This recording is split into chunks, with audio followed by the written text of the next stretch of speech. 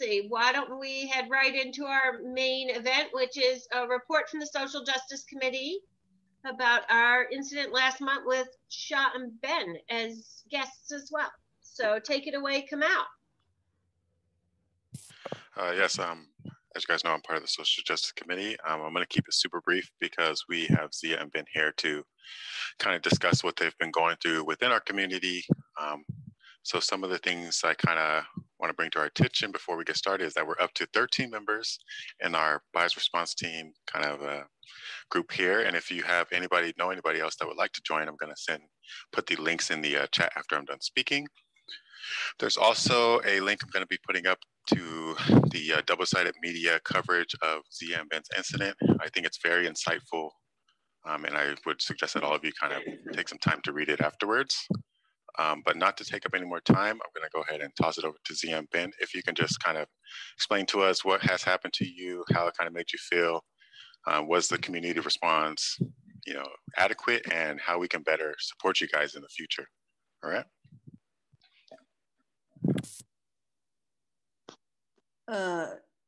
You go ahead and go first, and I'll talk. I'll just fill in, okay? So you want to explain what happened and because it happened so many things, okay? Let's back to the beginning. July 16th at 4:30 a.m. Now we know who they are. At that time, we didn't know. A car drove. They drove in front of our house, slowly drove by and shot oil-based pinballs 29 to the front yard, to the front house. That's what happened. So we woke up, we went out to side of house. We called the sheriff. We called them around 4:50, and they came to the house around like 9 o'clock. So they came over just to say it's a criminal mischief, and probably like just basic information they left. We didn't have any resource. We didn't know. We didn't have any other, pretty much we didn't have anything got from the sheriff. Because Don stopped my house about 2 weeks ago before this happened, I would say 2-3 weeks ago, because what happened to me last year, to our house last year, also 3 times, people defaced my sign, stole my sign, BLM signs, all the things. So there's the article reported on the Register about the Stop Asian Hate. I think Dawn saw this happen this year. So hey, she reached out to me, actually what happened last year. But anyway, we got information from Dawn. And so I thought about that and I reached out to the bias response team of Santa Clara response team. Actually very helpful, and I got a response pretty quick. Then I myself also post on the social media, ask for the cleaning gathering the same day at our house. I think started 5. So have 5, about like over 30 people, including Santa Clara response team and the people from community. So took about 2 days. I think people also, Gary showed up at the second day, and also other community members showed second day. So took 2 days. We cleaned most of damaging because they use the special oil-based pinballs. So it's really hard to clean. And it's all over our front house. So now pretty much most of the red paint already covered. So how I feel this, I think, of course, first I feel very scared. I think scared more like ridiculous, right? Who do that? When Ben woke me up, I said, like, who do that? But also angry, shaking, but then we realized it had been happened first time. We need to do something because I have been hiding in the house for a long time last year since that happened. I think I need to get a community connection, support, because that's how make the bullies go away. I think we need a community strong. So I think it really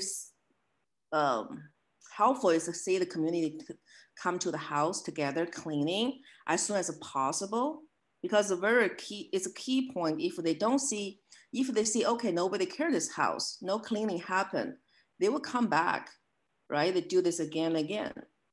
So I think that's really helpful. The response team and the community members show up, made the cleaning happen in 2 days, in 3 days, because third day, Ben did a lot of painting, did some makeup, pretty much covered most of the marks from the oil-based pinballs. What else? Quickly is, and then if you want, well, we have a chance to walk by my house. We had a community mural project set up because I want to make it, extending the safety zone, get more, visible. People see, okay, because this mural is coming from the community members as well. We did about 2 weeks ago and at the park, and also over 40 people showed up, participated in the mural. I set up last weekend. So another thing I think I share with some of the members here. So now we know who did that. So this person actually, his name, so there's news they published. He was arrested August 1st. His name is Max Lewis. He lives very close by. His address is 399 River Loop 2.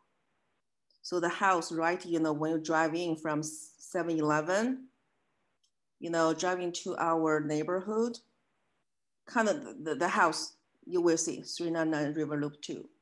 So right now, gonna wait for 2 weeks to get, DA office, get the evidence is a hate crime, or just criminal mischief. He already released because of the jail, the jail capacity because of COVID.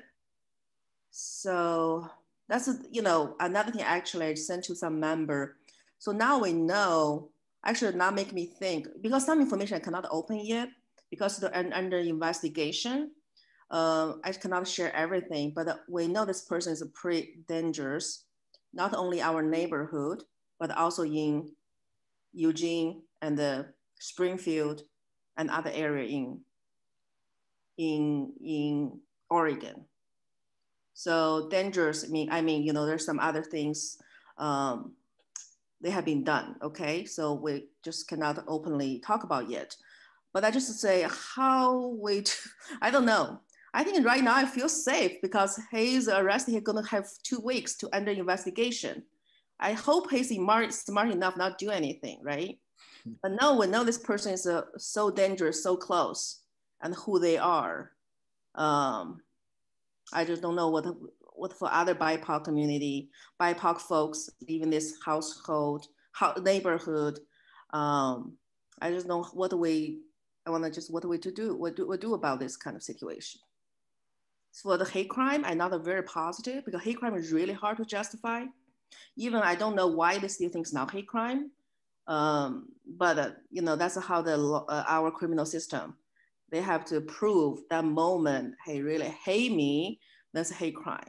That's really hard to prove as a person, personal internal feeling and the thoughts. So that's what I can share right now. But I definitely feel like, the community build, community support, that making me feel, okay, I'm safe, I can stay, and I can come out to talk. If without the community support, I think I'm already moved out. I was planning to move actually right before, the week before the pinball happened. I was about a few days after that, July 16th, where I would plan to talk to the realtor to sell the house. But I saw the community members show up. I saw those, because last year when we were targeted, our defense sign were hanging on the street for 2 months. Nobody really checked on us. So it made us feel like, okay, nobody cares. This neighborhood, just nobody really care about people who are targeted. So then we just decide we're gonna sell the house and move out. But this time, I see that so many people showed up, making me want to stay, want to build a community to support people, other people like what I have gone through. So that's what my experience, my feeling around this right now. But there's a lot of things. Yeah, just try to be brave.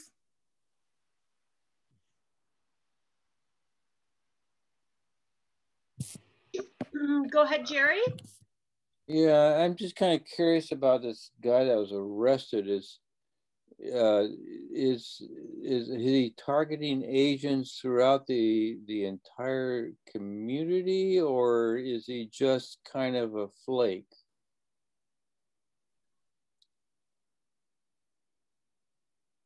Are you asking me? Yes. I don't know. You don't know. I don't know why. I think the Black Lives Matter sign, probably that is one reason. And also why it's only my house. The other people have Black Lives Matter sign. So really don't know. I don't know his mind. Mm-hmm. And also last year, the deface sign. Now I have to think about, I feel might be the same person. Because my house is really, you know, Gary, Kate, and they have been there. It's really the corner somewhere is pretty quiet. You know, it's really, if you don't go that direction, you normally don't come to this route, you know. So he targeted you. He knew where your house was. For sure. If you watch the video, they planned, you know, slowly driving by in front of the house of the shooting. Kamau, your hands up. Hold on, I don't want to ask Ben if anything you want to add, because to make sure I cover everything. We cover everything. The only thing I would add to what she said is the weird situation involving how we figured out about the arrest.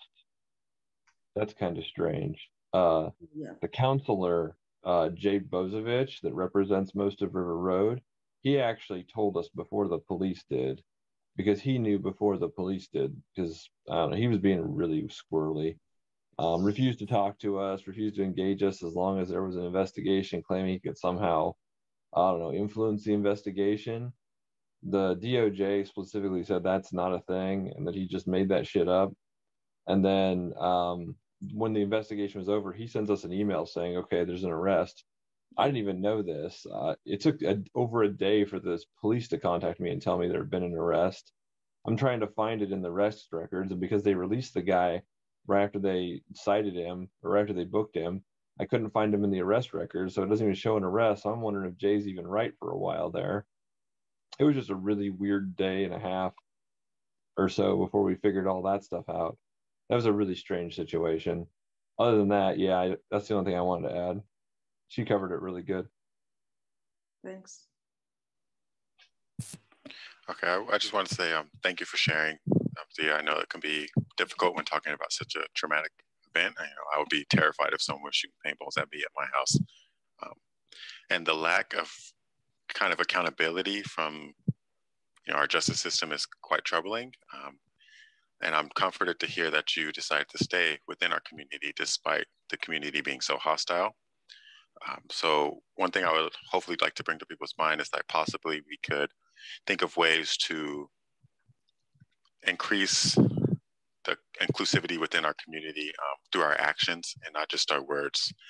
So possibly that can look like, if you can chime in if this is something that you're thinking of, is possibly more events that focus upon showing signs of inclusivity through art, like maybe like a chalk blast all over certain streets once a month with messages of inclusivity, so that way people from other communities that aren't the homogenous community here know that they are welcome, and possibly even making a statement. Would that be helpful to you, Zia? You can let me know, making a statement to the police department on behalf of the Santa Clara community saying that, hey, we want justice for these two people. Is that something you'll be interested in, or that would kind of help you along in your healing process? Yeah, I think right now, to be honest, my attorney friend was surprised how fast this case, and also they even come here to collect evidence, everything. I think in the media and also then I was pretty vocal at a lot of in last year, a lot of local such as social justice issue. So like Eugene mayor or city manager, they all know us. So when it happened, I don't know, maybe just, different direction of the pressure put on this. Also media, the double side media really great. They constantly call them. They actually remind them, you need to go to collect the evidence, check the paint, because the paint is really unique paint. It's not like a normal powder. So that took them like 5 days, 6 days later, they came to our house, collect a paint from a piece of a leaf because we cover most of them. So I think in the different side of different parts of the pressure and it's very helpful because as I said, hate crime is a very hard thing to justify for our criminal system. They have very little trauma-informed cultural competence, understanding why is non-white people can easily be targeted. They don't see that. They just see it's a common, some people, kids come here for fun or being jerk something. It's not that. And when the cops came to us, the sheriff told us, we said, do you know they are connected with other organizations? They said, oh, we checked, he didn't, but he did. But we just cannot share that yet. And ourselves, we already collect some evidence. Jerry Brown, then Michael Neiman. Yeah, I was wondering if the community organization might get a camera like they use in the forests and the trees and stuff like that. So in this kind of case, we could loan it out to people to put up on their fences or trees to maybe catch somebody doing that. We had 2 outdoor cameras. Oh, okay. That's why that's how the Lane County Sheriff used that video. It's still dark because it came at 4:30. Only can roughly see, we can see, if you watch the video, they can hear the sound and the shooting because 2 different angles. But you had to spend very, very expensive camera and can catch them at night, the license plate. So probably at least over $1,000 a camera. Last year after it targeted me, that's why I installed our outdoor camera. We spent like $400. Apparently it's not expensive enough. And then we added more. We're gonna put on the motion lights and trail camera. But the trail camera we tried, right now no light, still cannot see the license plate or people in the dark. So also we want to know if anyone, can recommend the electrician can install the motion light, and we need that too. Michael? I have a number of questions, but the most important one, I guess, is there anything else we can do to make you feel safe in your home? Because if this happened to me and I knew this person was out and lived close by, I would be having a hard time sleeping well at night. Yeah, I kept my office light every night on. I think the advice from Gary or other community members. So right now, every night, my office room lights on. I don't know, honestly. I mean, could we even like patrol a little bit, or? As I say, right now, probably saves time because doing the further investigation, looking for the charge, probably is a safe time because I don't think he's that dumb still come over, right? Because he signed the release agreement, so this is but I also want to add one thing, might be helpful, Kamal, you want to put a statement. So when they released him, that's what my advocacy for the state bias hotline. She's really great. She checked information for us, and she said that they even not added no contact order in his release agreement. It's just really wrong because we are so close, right? And he's so close to me. So just want to add that piece. So I think the other information is right now I put my table out on the front yard. I just tried. I know there's a community member like you all know the situation, and the response team people, they all know, and the people sometimes drive by to check on. I think that's it's really helpful, and more people know this community mural set up, and not only Santa Clara know, people from Eugene, they all know what's going on. I hope this, the attention from community is really helpful. But next step, I really don't know. So if they just charge that like a criminal mischief, like nothing, right? So he still want to stay in the same house. I'm wondering, if a hate crime, either hate crime or just criminal mischief, how we let the community know this person is, I'm thinking maybe have a conversation with him, but I don't know if he's willing to have a conversation with me, or, because he hate us for no reason, he even don't know us. So really just, but if you escalate, or people all say, oh, he's unsafe, he might more escalate. So I don't really know. And they want to move, right? They're going to live there forever. If I live here, that person, I will see that person all the time. Every time I drive back home, I will drive by their house. So that's, I need some input. I think, first thing I had to wait for how the DA office going to analyze this case, but I don't have much hope on them. But I think the statement from different pressure is still helpful. And another one is, what do we do in the community double prepare, the results. Can we express somehow to the authorities that we're interested and we're paying attention and we're watching and we're like ask for updates, continue to contact? I don't know. I know it's a. I have a question, Xia. Were you ever put in touch with Victim Services, Lane County Victim Services? I'm planning to.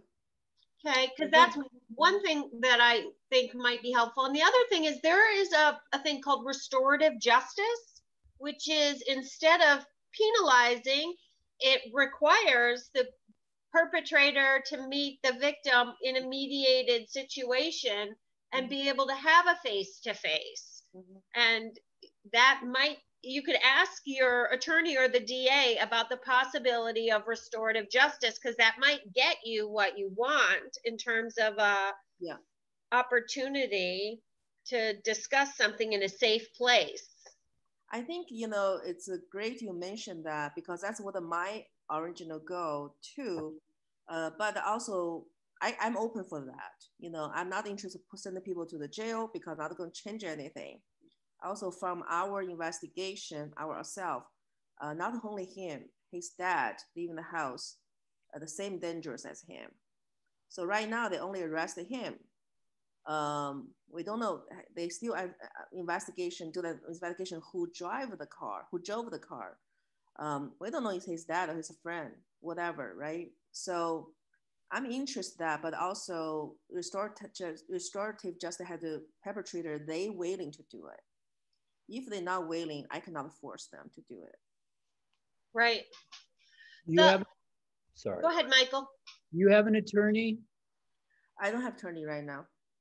Because right now it goes, Ben, maybe you know how to explain this, why I don't have an attorney right now.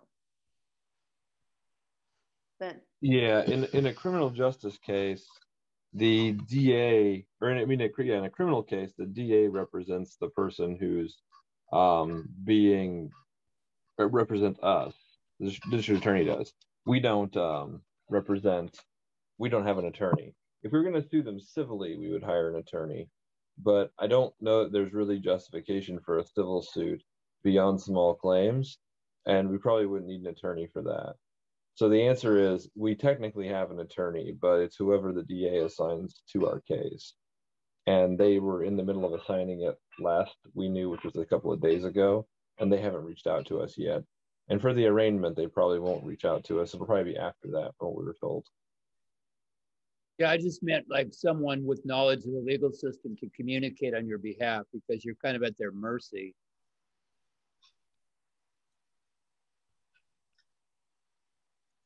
And I also had a discussion with Lorna Flormo down at Human Resources and Neighborhood Involvement at the city today about what to do after a bias response team has, helped the victim, or the victims are waiting for the legal system, and she suggested that other neighborhoods have gone out and leafleted the area with signs of unity, or hate has no home here, or just to create a base level of support for a kind of kindness that we all aspire to live amongst. And that might be a really positive way to get your neighbors involved without it being a confrontational situation, but it just building more support and building the kind of community fabric that we all want to see. I don't know if you have interest in that or not, but that's another possibility. Yeah, I think, this, that's Ben and I, we talk about, do we want to make this more informed in the neighborhood? Because I think it's still important everyone know watch for each other, watch each other, right? So I think that's way I think that will be important. I think that Katie, what are you talking about? Yeah, I'm interested about that. I want to, but right now, so many things we can put on the step by step and the process, see how they go. Come out. Just to kind of round out what I've been hearing. So for kind of like a proactive approach to stopping hate in our communities, we would do things such as these leaflets and just more inclusivity statements and informing people to let people know, like, hey, we watch each other's back, we enjoy everybody's company. But as far as like the post, when we're talking about the judicial system not quite having their back, so to speak, with the no contact and stuff like that, would that be better for us to then say have somebody who checks in kind of on your case with you, just to say like, hey, we have this community is standing with these two victims or two community members. Why aren't our judicial system helping them? Would that also be helpful as well? Yeah. How do you think, Ben?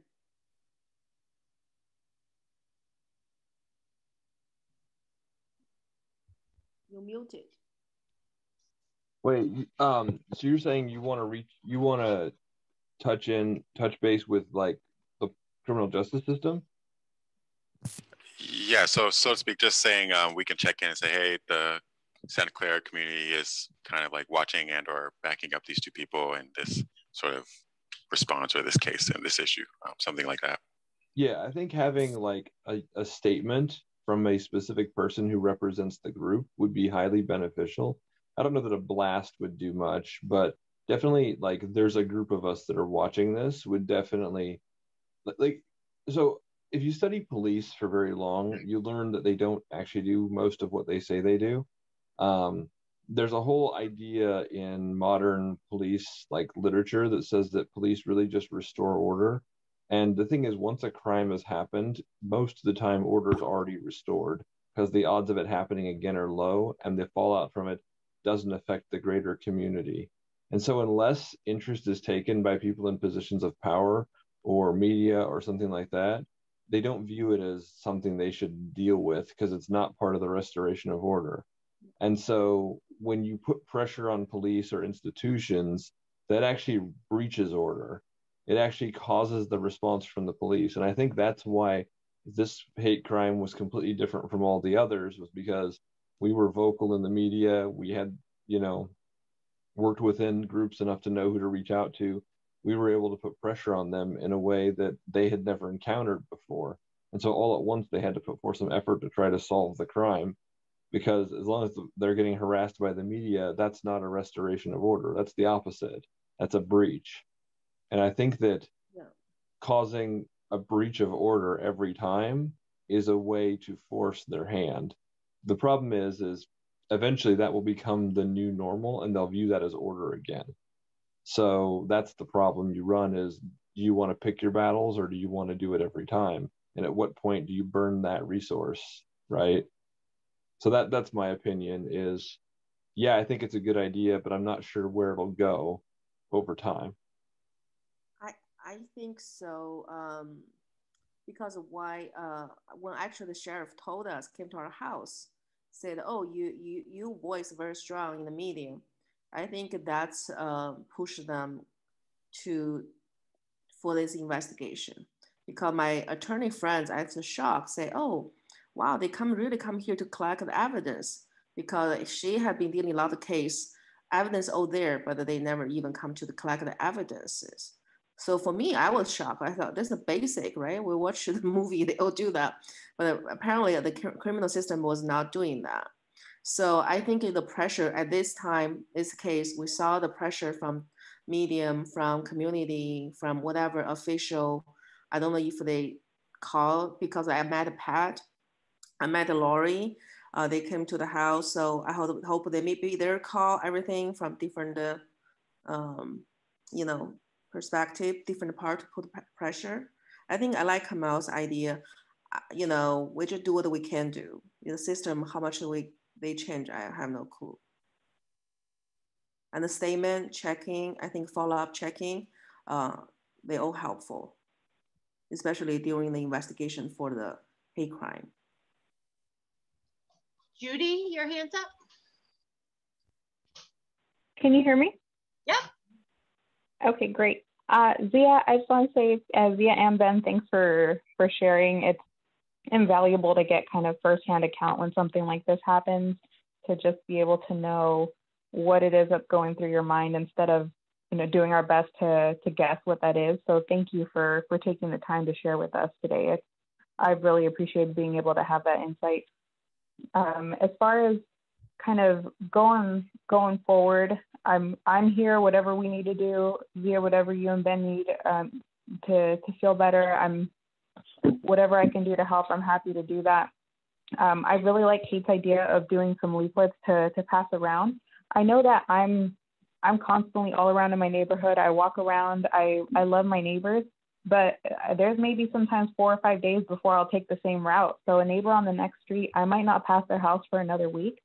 And if something like that were to happen, they cleaned it up, you know, with a great response group in 3 to 4 days, I might walk by and not see that it's splattered with paintballs, and I might not know otherwise. Even in this situation, I try to be active and keep up with what's going on. It was a few days before I knew that this had happened, and I was heartbroken to know that that was the case.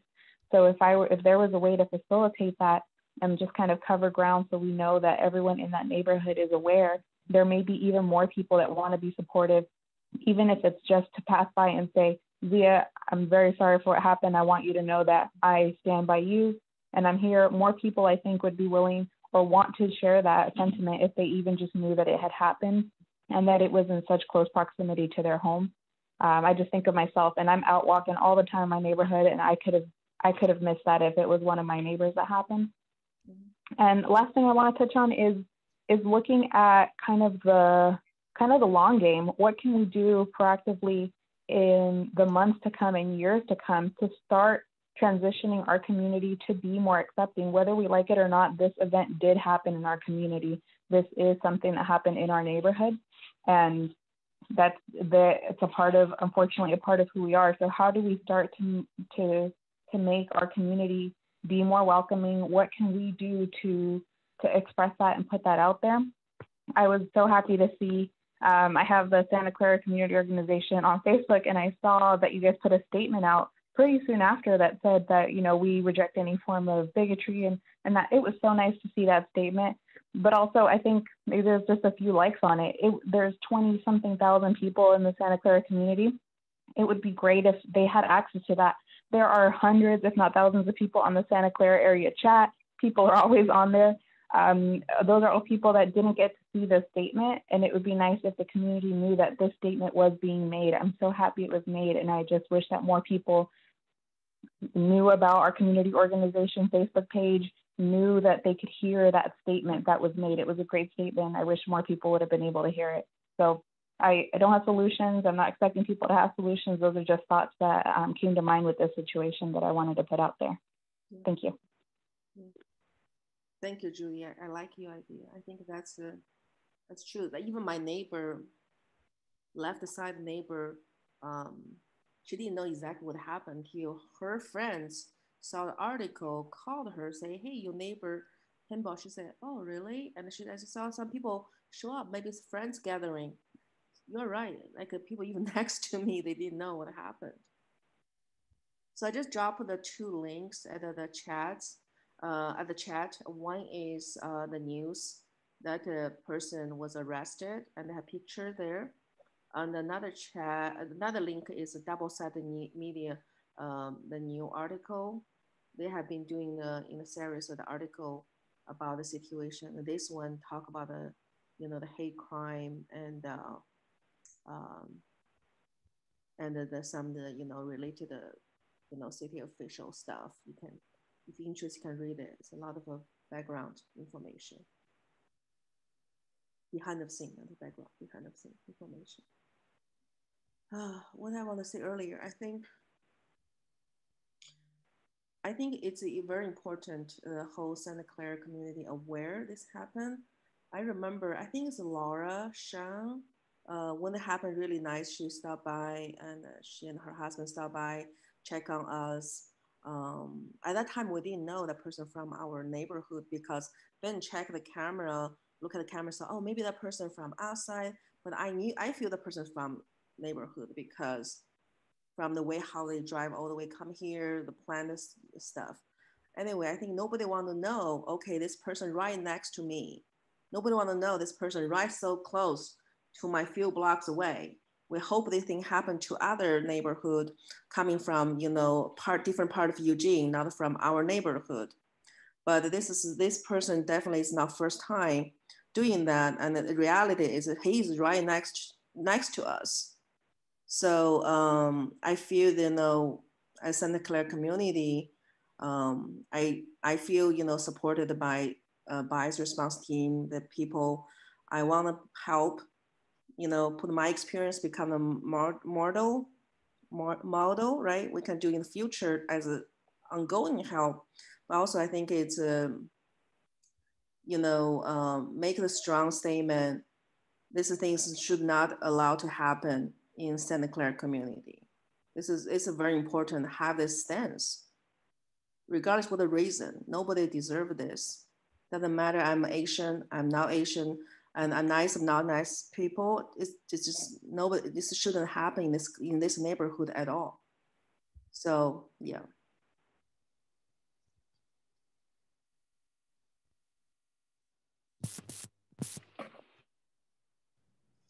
Kamal, was there more that you wanted to? Oh, Michael's hands up. Michael. This is I guess maybe a bit of a self-centered question, but I'm just kind of wondering, I didn't know about any of this. I didn't know about the opportunity to come and help or anything. And I was wondering what I'm missing.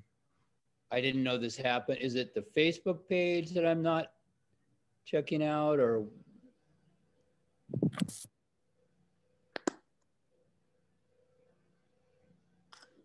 I wasn't aware of any of this. So that job of our bias response team is to be available. Our social justice committee exists. Our bias response team is a subsect of that. And those are people who are willing to be called on to go out and help immediately following an incident. So if you would like to be on the bias response team, that would be a way to be available for those things. I thought I already was. Someone asked me if I wanted to be placed on that list, and I said yes. Anyway, I don't mean this to be complaints. I just, I would have liked to have been able to offer some help, but I didn't know, I wasn't aware of it. So we can double check with Dawn to make sure you're on the list, Michael. Okay. He's on the list. He's on the list. I'm not sure when he was put on it, but I didn't hear about it. Yeah, and I heard about it through email, so I think Dawn had sent it out. So, and I'm on the list. So, I think she copies board members too. So you're a board member, Michael. So you should have gotten that one. So we need to kind of figure out what's going on. Maybe it's being pushed to spam or something, and you're not seeing it. Tim, I think you're the right person to mention this too. I think we need a different system other than email for communicating amongst ourselves, like Slack or something, because email, it's just impossible. Stuff just gets lost. I might tend to agree with you, but I will not herd those cats and teach them how to use Slack. Okay. anyway, enough about that. You know, I mean, I was kind of thinking, well, maybe, you know, would you want to have some of our phone numbers and call if somebody's out in front of your house in the middle of the night? But then I realized that's probably a bad idea. I mean, that could be escalatory if somebody tore over there and confronted someone. So I don't know. I guess all the ideas that have been put forward in a positive sense of doing positive things to demonstrate inclusiveness in the neighborhood are probably the more important and effective things. Yeah, I agree. I have one thing, because since this happened, I've become, you know, I just have to show more visibility because there's no option, right? Otherwise, regardless, they're still gonna target us. So I started meet some new people, and I learned, you know, as a marginalized population, regardless, you know, like you from, you know, non-white and from people from LGBT community or other people, you know, I learned actually they had different experience, had the, you know, similar experience as me. For example, vandalized, their sign was vandalized, and neighbor was not very friendly. So this is not a new, probably not like a new thing. I think this being happened to, but these people normally, for example, like me, after it happened to me, I'm just didn't come out, right? So I'm pretty isolating because I don't feel safe. So similar to this, I talked to some people, they similar situation. They first thing, they live alone. They feeling isolated. So when they happen, they also don't know who to reach out. So I think, you know, I want to say one positive thing. We have this community and the people willing to do something. Also, bias response team super helpful, because I know someone else in Eugene, different area, also got a hate crime, the window broken by a neighbor, and then no community member came out to help because maybe she's from LGBT community. They have some bias. People don't feel comfortable, just all the different reasons. So they didn't have good support. They're still right now afraid of going back, leaving their house. And then they outside become homeless, living with friends. So that's also one of the reasons I want to build this community mural. I want more people, when they walk by, at least see, okay, this place seems friendly. If something happened, I can reach out. So this one of the thing I want to add is I'm not only one case. You might see me, hear me, because I'm more vocal. I'm ready to come out to talk about openly, share my experience. A lot of people, they don't, you know, especially people, you know, BIPOC and the marginalized community, people, population, they don't feel majority people had gained their trust, and then they feel safe to share because they don't know who to trust. So I just want to say how we build this community, make it more inclusive, and make these people feel they have a place to reach out. They shouldn't be singled out. It shouldn't be like last year me. I think Katie, no, I last year barely went to your farm. And then you check on me and say, hey, I thought you moved out because I didn't go outside that much. So I think it's very important the way you think about, I feel that Santa Clara have good foundation because the Katie's farm is a place I feel, that I know this place is safe, but I don't know other people where they live. So I feel we have good foundation. We just needed to probably more reaching out. Gary Haliski, your hand's up. Oh. I just wanted to compliment Ben and Xia for turning around this horrible situation into community building. It was, I mean, from the very first second I went over to their house, I was expecting them to be just furious and mad, and they weren't to the degree that I thought they were. Certainly they were a little bit, but they've already been out on Facebook and got friends from Springfield over. And I think one of the councilmen from Springfield was over there, and they had just turned this thing around incredibly fast. And then that lasted for 3 days. And then on top of that, I think it was the following Sunday, they had the painted the murals down at the park, Maury Jacobs Park, and have them up in their yard now. And there was this training you can attend, and it's if you go to the Social Justice tab and go down to the last menu item, you'll find the training on that page. And one of the things it said, and Xia already mentioned it, was the importance, if you take that training, it comes through loud and clear, but the importance of the neighbors or the people around the incident to acknowledge to that person that it happened and are you okay? And that, as Xia expressed it to me, is that's why I'm not going to move out of this area, is you guys finally showed up. It didn't happen last time. It didn't happen the time before that. And it didn't happen the time before that, but you finally showed up in an overwhelming number of people. And it was really incredible. Anyway, my hats are off to you because I could not have responded like that. Just would have had steam coming out my ears.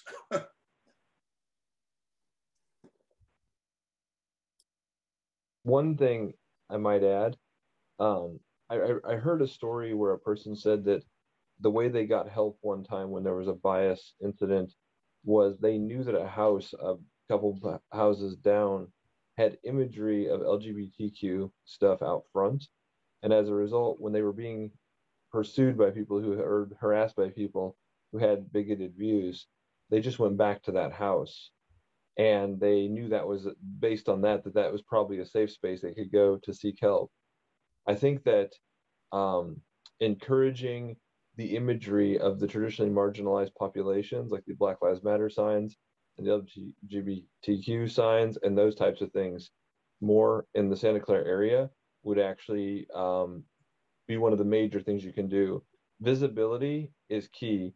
If you listen to Harvey Milk talk about what to do during the gay rights movement in the early days of the 60s and the 70s before he's murdered, he said that visibility and talking about it was the only way it would come to the forefront of society. He was dead right on that. He got it perfect. And I think that the goal right now should be to create as much visibility as possible and say that this is going to be this is it. This is how it's going to be. And if you don't like it, that's your problem now. This is how it's going to be for the rest of society. We're not going to tolerate, old bigoted views of society. They're not going to be acceptable anymore. And I think that's the biggest thing, is making it more visible and making it so we all see that and understand it. And I think that's where we need to be at right now, is how do we make this more visible? How do we make this more apparent? How does everyone see this in a way that benefits society? Yeah, I want to just echo what Gary, I really appreciate Gary showed up 3 days, helped from the beginning, and also like Katie, and they all showed up. I want to say is, took a long way to come to the way feel, okay, we're brave enough to speak up, right? But not everyone may be in the same situation. But I do feel this time I learned so much just from my own experience, reach out to the bias response team and what the next step could be helpful, what the things could be, as a victim, what I need. Because at the moment, I don't know what I need.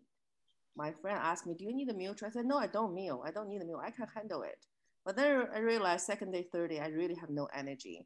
I just overwhelmed. I couldn't cook. So I really appreciate it. And then my friend actually, they gave me some, not gave me, just like,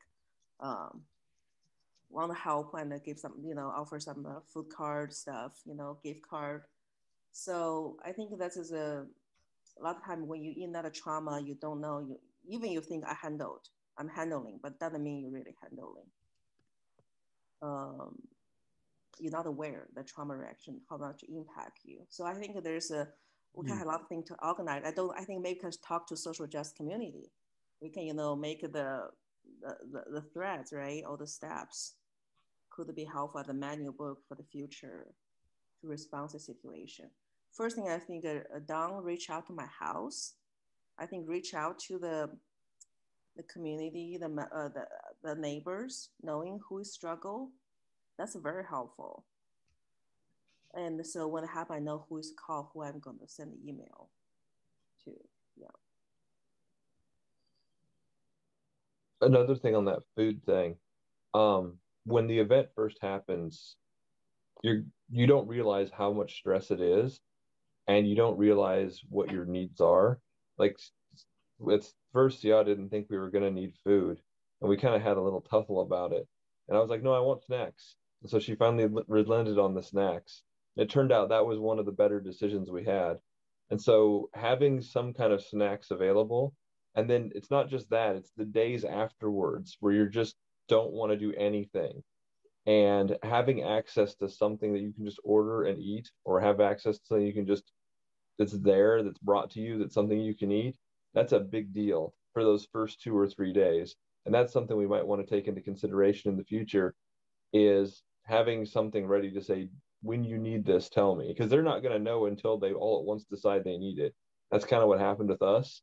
And so I think it's more of a having a bunch of scenarios planned and ready, so you can go, these are the services we have available. When you decide you need them, tell us. And just say it's based on previous experiences that people have had, because that's what they need to know, is other people have been in this situation or a similar situation, and these are the things we learned from it. You almost have, I don't say you want to normalize, but at the same time, you still need to make it like, this is the situation, we understand it, here's what we can offer you as options, and then just let them decide what they want. Yeah, that's the biggest thing. Just have a bunch of stuff ready and just say, okay, this is what we can do, and say, what do you need? And if it's an option, just do it, because you're going to get, their needs are all going to be slightly different, or depending on the person, the culture, religion, all these things are going to matter. And so you're going to have to adjust to every single one of those along the way.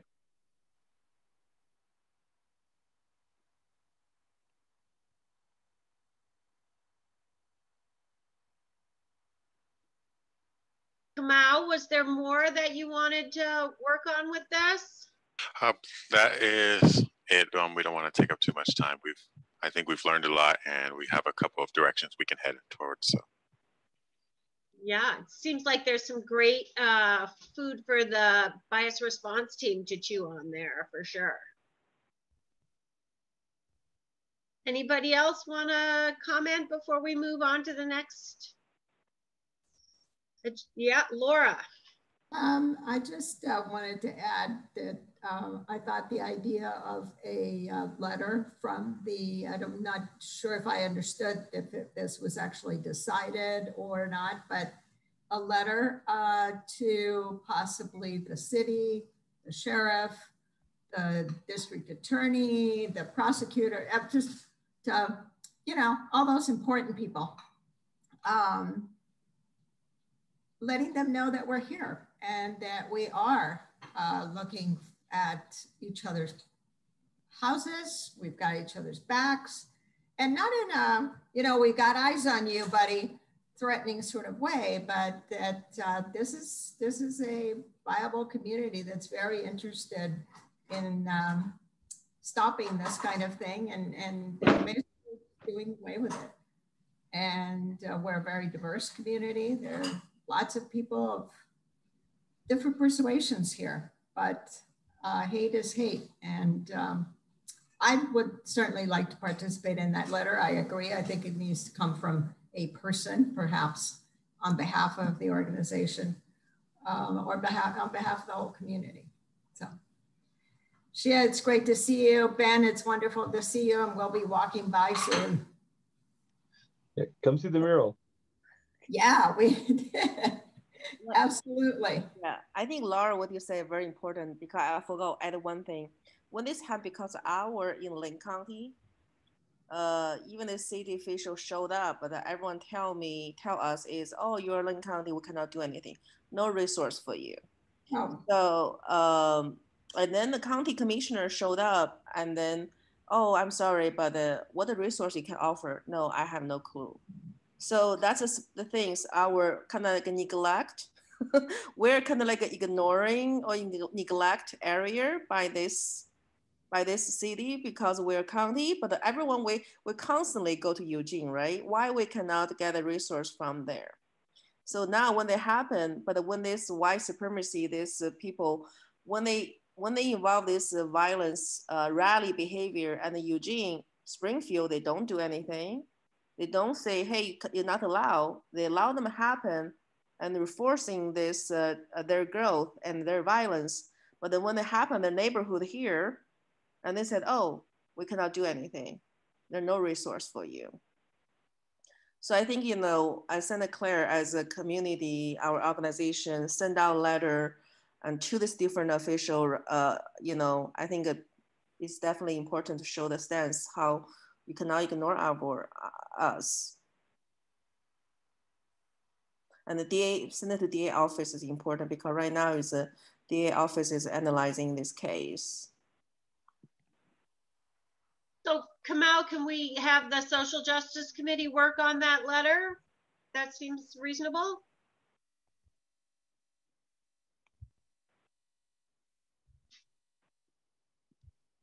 Cannot hear. We can't hear you. Can you hear me now? Okay. Yeah. I'll say, yeah, we can definitely handle that. And we will try and send it off to you guys for approval before we send it off, of course. So. And Laura, did you get that Laura wants to help work on that too? Yep. And if Laura, you could put in your email address, I can get you in that whole chain of email conversations. I can forward you her email address, so then she doesn't have to figure that out. Perfect. Okay? Thank you. All right. Anything else on this particular part of our agenda? Well, thank you so much for being here, Ben and Xia, and thanks community for stepping up and being the great place to live that I know we have here, and I appreciate every one of you. So thanks.